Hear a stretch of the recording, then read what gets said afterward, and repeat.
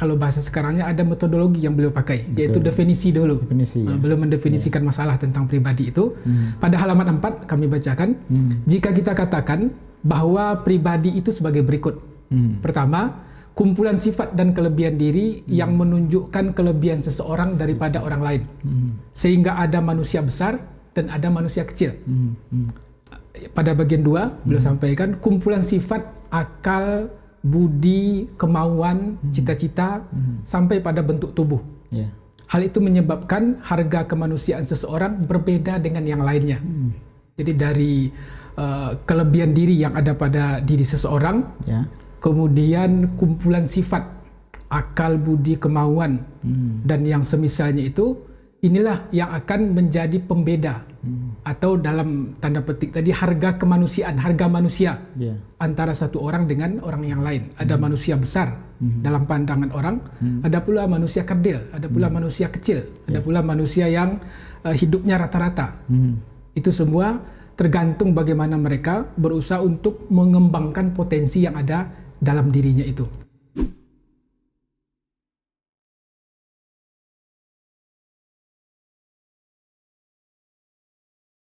Bismillahirrahmanirrahim.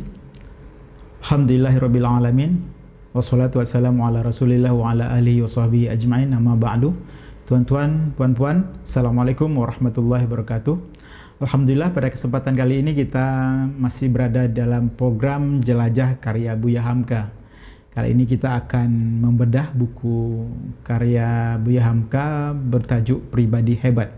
Bersama kita sudah hadir Ustadz Roni Chandra. Assalamualaikum Ustadz. Waalaikumsalam warahmatullahi wabarakatuh. Buku Pribadi Hebat ini suatu buah karya dari Buya Hamka yang memang layak untuk kita baca sebagai pegangan kita untuk menjadi pribadi hebat tentunya. Dan bagaimana latar belakang munculnya, bagaimana latar belakang terbitnya buku ini akan dijelaskan oleh Ustadz Roni. Silakan Ustadz. Ya, buku ini terbit pada tahun 50-an.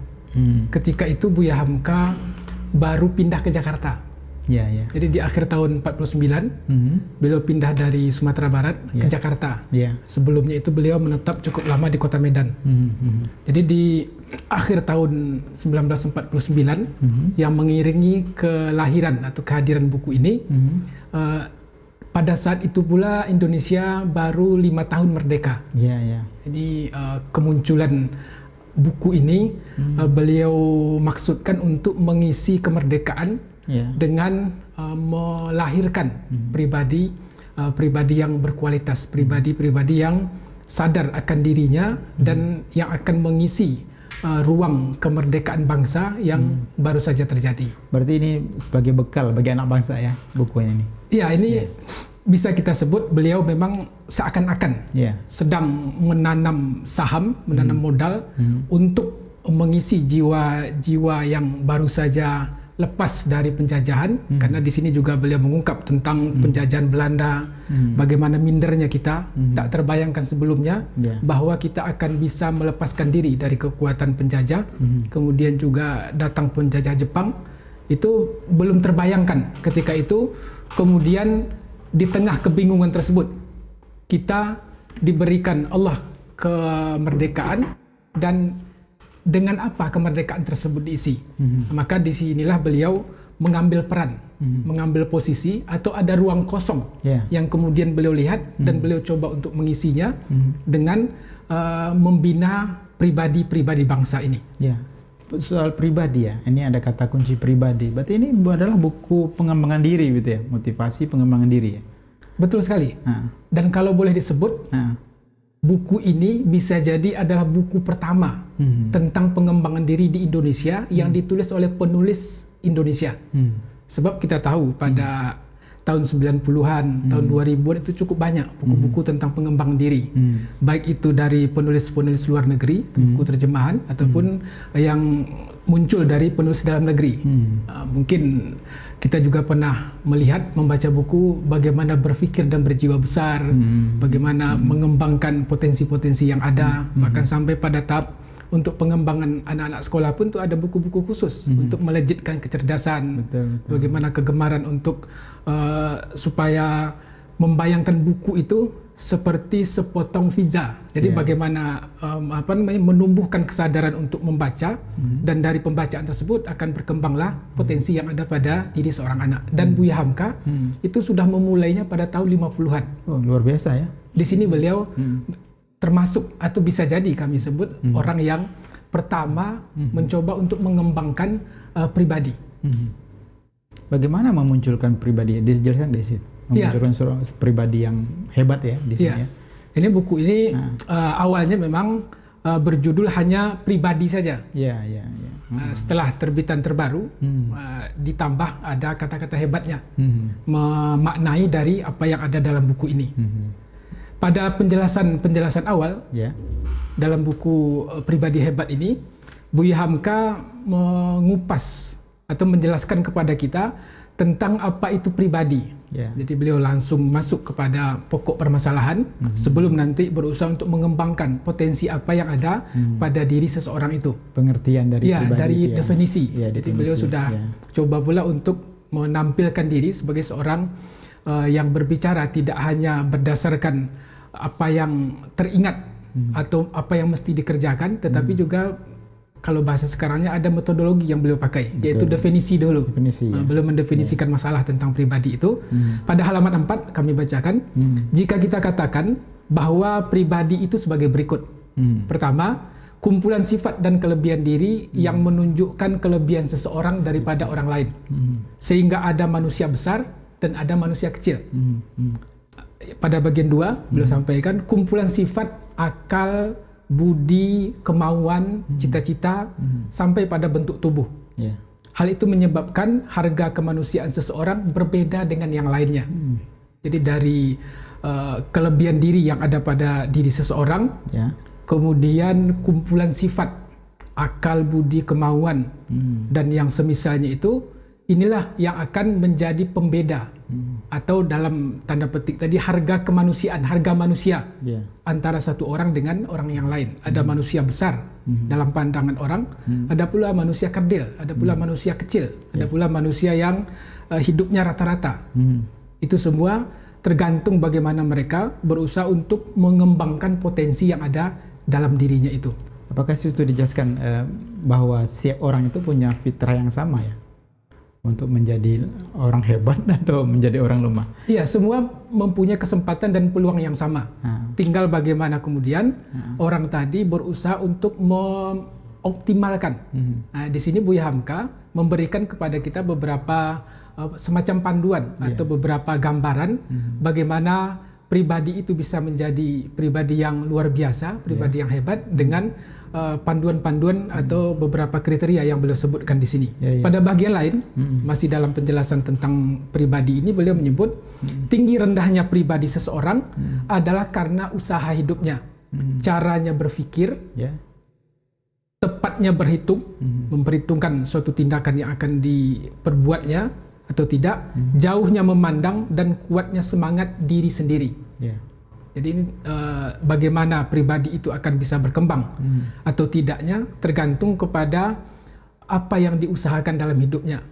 Caranya mengolah pikiran yang Allah karuniakan, ini yang disebut tadi mempunyai peluang yang sama. Kecuali tentunya bagi mereka yang kurang waras, ini kan tak masuk hitungan. Ini secara umum ya. Secara umum. Mempunyai kesempatan dan peluang yang tadi sama. Anda sebutkan tadi ada bahwa buku ini adalah panduan ya. Sebagai panduan. Berarti ini sangat baik sekali dibaca lebih awal, lebih dini oleh generasi muda ya, agar nanti jadi panduan mereka untuk menjalani kehidupan di masa yang akan datang ya. Ini yang tadi kami sebut sebagai buku yang boleh disebut sebagai pengembangan diri. Yang pertama yang ditulis oleh penulis dalam negeri. Ketika itu bangsa kita juga baru sedang dibentuk. Ini kalau anak muda kan baru tumbuh. Secara bangsa kita juga baru merdeka 5 tahun. Kemudian tentang pribadi tadi itu kembali memang kepada pengembangan diri bagi kalangan generasi muda. Artinya Buya Hamka di sini melihat bagaimana potensi yang ada di kalangan generasi muda ketika tidak diisi dengan nilai-nilai positif atau ketika mereka kebingungan mencari jati diri, kemana mereka akan menghadap, kemana mereka akan melangkah, bacaan apa yang akan mereka konsumsi untuk pencarian jati dirinya itu. Betul. Maka Buya Hamka menghadirkan jawaban melalui buku Pribadi Hebat ini. Iya. Apakah di buku ini juga dijelaskan apa? Tentu dalam mengembangkan diri itu ada aspek-aspek yang melemahkan, yang menguatkan. Kalau ini kan kita bicara tentang pribadi tadi ya. Berarti ada yang menguatkan, ada yang melemahkan pribadi itu sendiri. Disebut nggak di buku itu? Disebutkan dan secara berurutan. Kalau kami lihat dari beberapa jenis buku yang ditulis oleh Buya Hamka, untuk buku Pribadi Hebat ini beliau menulisnya itu memang dari titik yang paling awal sampai nanti pada pribadi bangsa, walaupun itu letaknya di tengah, tetapi secara umum dari lingkup orang per orang penduduk negeri ini beliau coba untuk bidik, kemudian sampai nanti pada lingkaran yang paling besar, kita hidup sebagai warga bangsa. Dan di sini beliau menulis tentang apa saja yang akan bisa menguatkan kepribadian seseorang. Bisa disebutkan? Dari beberapa poin yang beliau sampaikan di sini adalah kepribadian itu bisa akan kuat ketika dia mempunyai tujuan. Ada tujuan yang akan dicapainya. Jadi ketika seseorang tidak mempunyai tujuan dalam hidup, maka dia akan sangat mudah terombang-ambing. Kemana angin bertiup, ke sana dia akan bergerak. Dan orang yang seperti ini adalah orang yang tak punya pendirian. Ketika arus besar yang ada itu adalah dekadensi moral, ketika orang yang tak mempunyai hidup ini, bisa jadi generasi muda itu akan terbawa oleh arus besar. Tidak punya tujuan hidup. Tidak punya tujuan hidup. Atau pada hal-hal yang negatif lainnya. Tetapi ketika tujuan hidup dia ketahui kemana dia akan melangkah dan untuk apa hidup ini, kepada siapa hidup ini harus dipersembahkan, tentunya kepada Allah, maka di sini dia mempunyai pegangan yang dengan pegangan tersebut dia akan lebih cermat dalam menjalani hidup, dan juga lebih selektif ketika ada sesuatu yang datang dari luar yang mungkin itu akan bisa mempengaruhi pribadinya. Tujuan. Tujuan hidup. Yang kedua adalah ada keinginan untuk bekerja. Mempunyai tujuan hidup, ada semangat untuk beraktivitas, ada semangat untuk berdiri di atas kaki sendiri. Jadi bekerja dalam artian yang sangat luas, bisa menjadi seorang pribadi yang mandiri. Jadi tujuan hidup sudah dipunyai. Kalau hanya mempunyai tujuan hidup, itu juga masih belum cukup. Itu masih ibaratnya kehidupan yang masih mengawang-awang. Kenapa disebut demikian?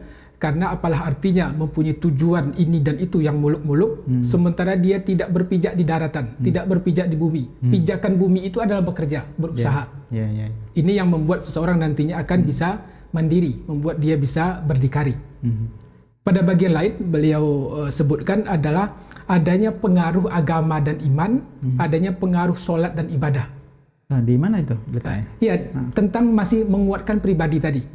Jadi secara umum beliau sampaikan tentang tujuan yang sudah dipunyai, selanjutnya keinginan untuk berusaha dan bekerja, itu semua haruslah berlandaskan kepada keimanan. Jadi ada pengaruh agama yang akan membuat pribadi tadi menjadi kuat. Dan salah satu contoh dari paham keagamaan itu, atau salah satu kewajiban maksud kami yang harus ditunaikan oleh seorang hamba adalah beliau sebut di sini solat ataupun ibadah yang lain. Kalau bicara solat berarti bicara tentang ruhiyah ya? Betul. Jiwa ya dalamnya, dalaman gitu ya? Pada bagian lain kita akan mendapatkan dari Nabi SAW bagaimana solat itu akan mencegah seseorang dari perbuatan keji dan mungkar.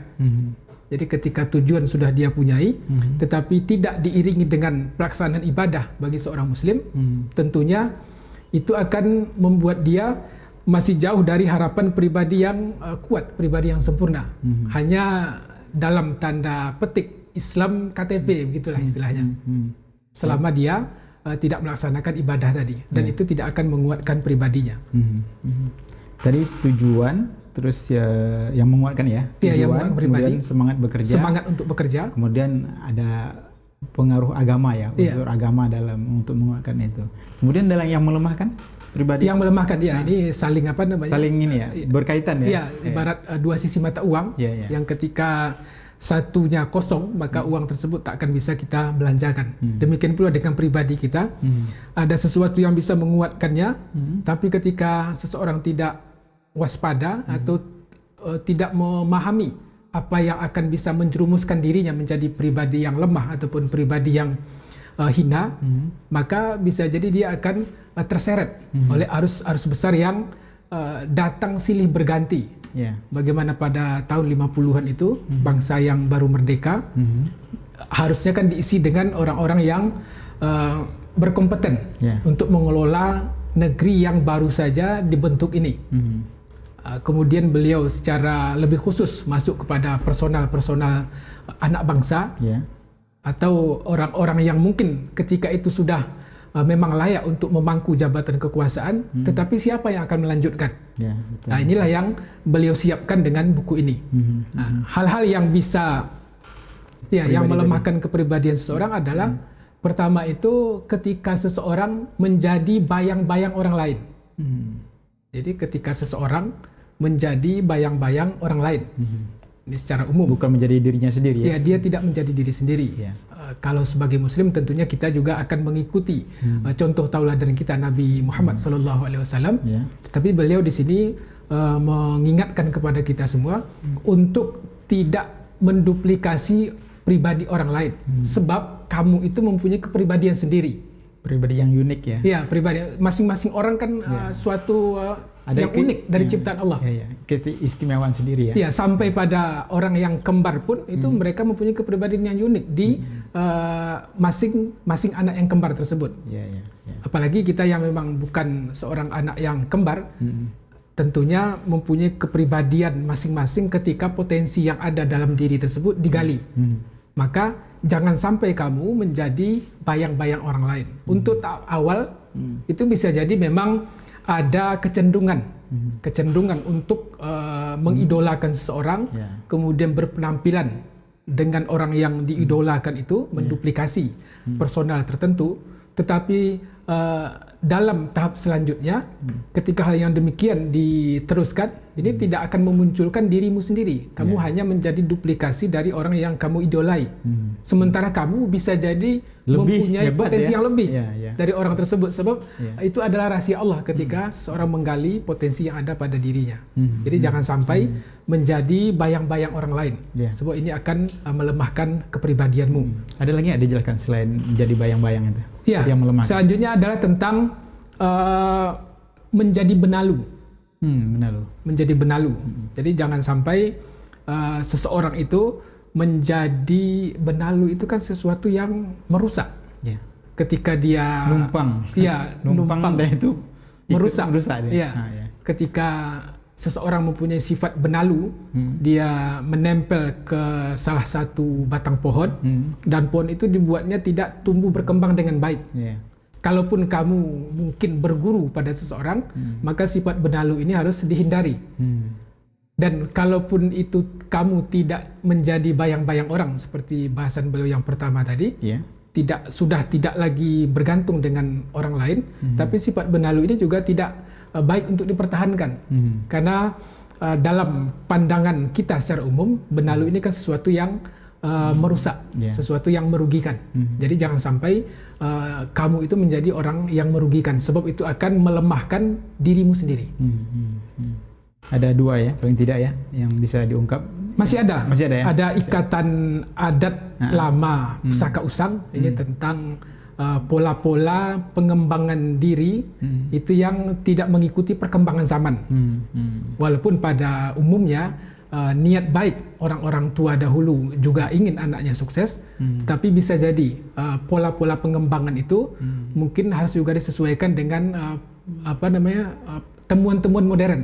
Temuan-temuan modern artinya kalau dulu itu main pukul itu sesuatu yang biasa, main bentak itu sesuatu yang biasa, pada hari ini mungkin itu sudah menjadi hal yang agak asing, atau mungkin malah sampai di merusak kejiwaan. Merusak kejiwaan. Nah, ini yang beliau juga ingatkan supaya mengikuti perkembangan psikologi dalam pendidikan anak. Ya, betul. Jadi ada yang melemahkan, ada yang menguatkan. Jadi sehingga kalau kita tahu semuanya itu diramu, yang melemahkan kita buang, kemudian yang menguatkan kita eksplor secara maksimal, jadi pribadi yang sempurna gitu ya. Iya, itulah insan kamil gitu istilahnya. Ada pribadi sempurna itu dibahas juga di buku ini. secara umum sebenarnya dari awal sampai akhir itu kan memang mengkerucutkan supaya menjadi orang-orang pribadi tersebut, hebat tadi ya, menjadi pribadi yang hebat. Kesimpulan atau keinginan yang dituangkan oleh Buya Hamka dalam tulisan beliau ini adalah untuk menggugah kesadaran kita. Beberapa sisi dari bab yang beliau bahas di sini ada sekitar atau sebanyak 10 bab. Iya, 10 bab. 10 bab ya. Ya, 10 bab dari tahap awal sampai akhir itu ada 10 bab dan kesemuanya itu menggiring kita atau mengkondisikan kita untuk bisa menjadi pribadi yang betul-betul sempurna, betul-betul menyadari potensi dirinya, mengembangkan diri dan dengan masing-masing orang mengembangkan potensi yang ada pada dirinya itu, maka akan saling melengkapi. Kolaborasi ya. Kolaborasi. Kolaborasi. Tadi yang seperti Anda sebutkan tadi bahwa di awal latar belakang muncul buku ini adalah bahwa buku ini terbit di tahun 1950 ya, 5 tahun setelah kemerdekaan. Nanti Buya Hamka ingin menyiapkan buku, artinya bersengaja ya untuk melahirkan pribadi hebat untuk mengisi kemerdekaan ini. Dari sini kita lihat bahwa Buya Hamka memang peduli ya dengan bangsa ini sehingga membuatkan buku khusus ya untuk ini. Dan ini terkait dengan Anda bilang tadi juga gitu, adalah terkait dengan pribadi bangsa ya. Buya Hamka juga ingin bahwa bangsa ini menjadi bangsa yang hebat. Ini rasanya kecintaan Buya Hamka terhadap bangsa ini melebihi yang apa yang kita kira mungkin ya. Gitu. Karena memang kan beliau orang yang terlibat dalam beberapa aspek perjalanan bangsa ini. Pada awalnya beliau sebagai seorang mubalik, kemudian untuk melebarkan sayap dakwah beliau itu dengan beliau diundang atau diminta untuk menjadi penerbit, menjadi pimpinan redaksi majalah pedoman masyarakat di Kota Medan. Dan dengan melalui majalah tersebut beliau bisa meluaskan sayap pemikirannya ke penjuru Nusantara. Itu pada tahun 30-an. Kemudian di tahun 40-an sampai Indonesia merdeka itu beliau aktif dalam perjuangan kemerdekaan. Puncaknya adalah setelah kemerdekaan itu beliau berada di Bukit Tinggi di Sumatera Barat. Setelah itu beliau pindah ke Jakarta seperti yang kami sebutkan di awal tadi. Jadi beliau betul-betul bahagian dari bangsa ini sejak dari sebelum kemerdekaan. Maka beliau melihat betul dalam pandangan kami bagaimana bangsa ini bisa menjadi bangsa yang maju, bisa menjadi bangsa yang hebat atau pribadi bangsa yang hebat tadi. Beliau mencoba untuk memberanikan diri, mengisi ruang kosong yang belum mungkin banyak dilirik ketika itu tentang pengembangan pribadi ini. Dalam bagian lain, kami kutipkan dari penelitian seorang ahli, James Rush. Ini buku lain ya? Iya, buku lain. Ini tentang adicerita Hamka. Visi Islam sang penulis besar. Bisa di zoom bukunya untuk Indonesia modern. Di zoom sedikit bukunya biar kelihatan. Kami bacakan di sini. Ketika James Rush ini melihat Buya Hamka pada tahun 50-an itu. Apa yang ditulisnya adalah antara tahun 1950 dan 1952 Hamka memang membanjiri toko buku dengan buku-bukunya. Jadi tulisan buah pikiran Buya Hamka antara tahun 50 dengan 52 itu membanjiri toko-toko buku. Jadi Buya Hamka hadir pada 2 tahun itu dengan pemikiran-pemikirannya. Di awal-awal kemerdekaan. Di awal kemerdekaan, artinya kan beliau memang sepertinya begitu ya, menyiapkan diri untuk hadir membina kepribadian bangsa ini dari sedini mungkin. Setelah sebelumnya ikut secara fisik dalam perjuangan, maka di tahun 50-an itu beliau tampil dengan pemikiran-pemikirannya yang dalam hal ini dengan terbitnya buku Pribadi Hebat. Kemudian bertepatan dengan waktu meningkatnya pendidikan umum dan agama pada dasawarsa itu dan banyak pembaca baru yang melek huruf. Jadi angka buta huruf itu sedang diberantas. Jadi ada program untuk pemberantasan buta huruf. Aksara ya. Buta aksara ini kan mencerdaskan. Nah, kecerdasan itu dibangun dengan adanya bacaan-bacaan yang bermutu. Nah, di sini Buya Hamka menghadirkan bacaan-bacaan bermutu itu. Di situ beliau peran yang beliau mainkan. Selanjutnya kutipan lain pada halaman 122 tentang buku pribadi ini. beliau menulis, ini penulis ini maksud kami, peneliti ini, apa yang ada di diri kita sendiri itu. Ini pertanyaan. Dia mempertanyakan, kemudian dia kaitkan dengan buku Buya Hamka, buku pribadi.